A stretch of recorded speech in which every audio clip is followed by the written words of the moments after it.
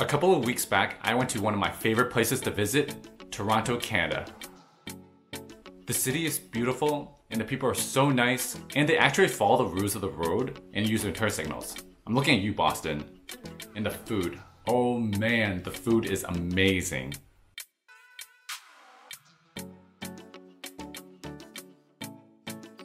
We stumbled across this Thai restaurant in downtown Toronto called Pi, and it was so good. It had over 12,000 reviews on Google, and it didn't disappoint. The ambiance was really cool with its unique decorations. In each room they led us through was a slightly different theme.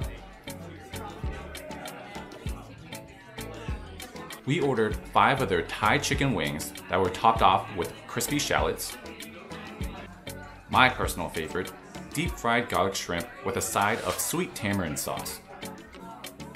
Their Penang curry sauce with chicken served with jasmine rice wrapped inside a banana leaf. Fried rice with Thai garlic, Chinese broccoli, tomato, egg, and beef. Their pad krapao, holy basil stir-fried with ground pork on top of jasmine rice, and finally topped off with a fried egg. We were really impressed by the food and stunning atmosphere. I would highly recommend this spot the next time you're visiting.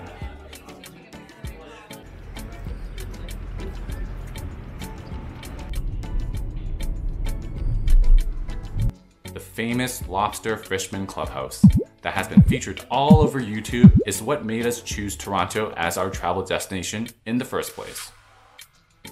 This place is famous for their Lobster Mountain, which is their lightly coated, deep-fried garlic served on top of a bed of crispy garlic fries. The restaurant is located in Scarborough, but our server told us there is a second location under the name of Jumbo Lobster Restaurant in Richmond Hill, Ontario. That's not nearly as popular from a quick Google search. Once you walk into the restaurant, you'll notice you're surrounded by tanks and tanks of lobster and Alaskan king crabs. I'd be lying if my intrusive thoughts didn't set in to see what would happen if those tanks suddenly broke.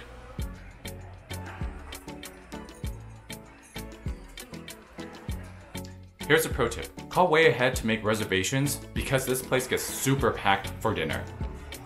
I had to call 2 weeks in advance and still had to opt for an earlier dining option because all the prime times were taken.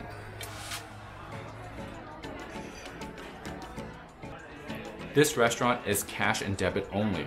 They do not accept credit cards, so make sure you have your Canadian dollars ready. The menu has curated dining sets for your guests depending on the size of your party.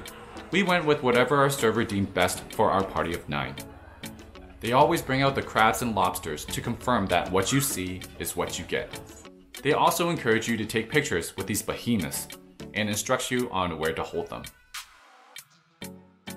Our dining set came with a bottle of white wine that tastes more like dessert wine since it was really sweet.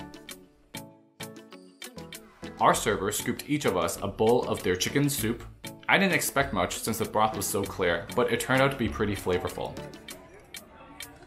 Next came this fried fish with a sweet glaze drizzled all over. Not my personal favorite since I'm not a big fan of fish. The star of the show came next, the Lobster Mountain. The lobster is piping hot right out of the fryer and then flash fried in a wok with a ton of garlic. Good thing they provide gloves so you can eat with your hands because I'm not sure how to tackle this. I must say, the presentation is on point. They served us Alaskan king crab cooked 3 ways. My top pick had to be the one deep fried with battered salted egg yolk.